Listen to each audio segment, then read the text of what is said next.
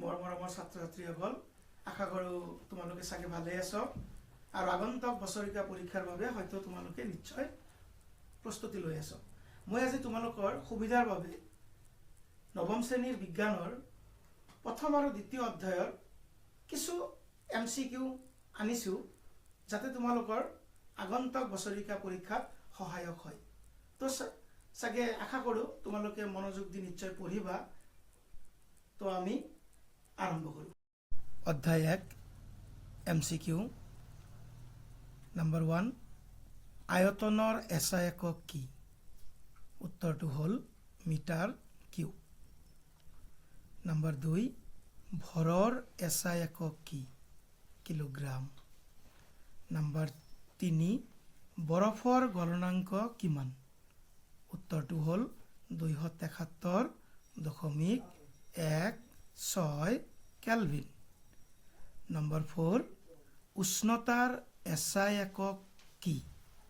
উত্তৰ হ'ল kelvin. Number 5, চাপৰ SI একক কি? উত্তৰ হ'ল পাস্কেল। BECৰ সম্পূৰ্ণ নাম কি? উত্তৰটো হ'ল ব'ছ-আইনষ্টাইন কনডেনছেট। নেক্সট কুৱেশ্যনটো হ'ল গোটা কাৰ্বন ডাই অক্সাইডক কি বোলে? উত্তৰটো হ'ল শুকান বৰফ বোলে। নেক্সট কুৱেশ্যনটো হ'ল LPGৰ সম্পূৰ্ণ নাম কি?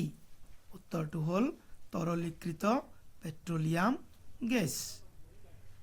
নেক্সট CNGৰ সম্পূৰ্ণ নাম কি? উত্তৰটো হ'ল তৰলীকৃত প্ৰাকৃতিক গেছ। অধ্যায় 2, আমি খোৱা লৱণৰ ৰাসায়নিক সংকেত কি? উত্তৰটো হ'ল NaCl, that means sodium chloride. Next পিতলত থকা ধাতুৰ সংযুতিবোৰ লিখা। উত্তৰটো হ'ল 30% জিংক আৰু 70% কপাৰ। নেক্সট দ্ৰৱণৰ উপাদান কেইটা? উত্তৰটো হ'ল 2টা, দ্ৰাৱক আৰু দ্ৰব্য। নেক্সট টিণ্ডেল প্ৰভাৱ দেখুওৱা মিশ্ৰণৰ নাম কি?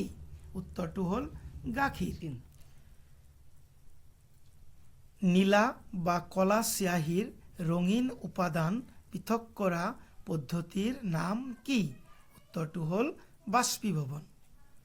নেক্সট পৰস্পৰ মিহলি নোহোৱা তৰল পৃথক কৰা পদ্ধতিৰ নাম কি? উত্তৰটো হ'ল পৃথকীকৰণ চুপি। নেক্সট সাধাৰণ উষ্ণতাত কেইটা মৌল গেছীয় অৱস্থাত পোৱা যায়? উত্তৰটো হ'ল 11টা।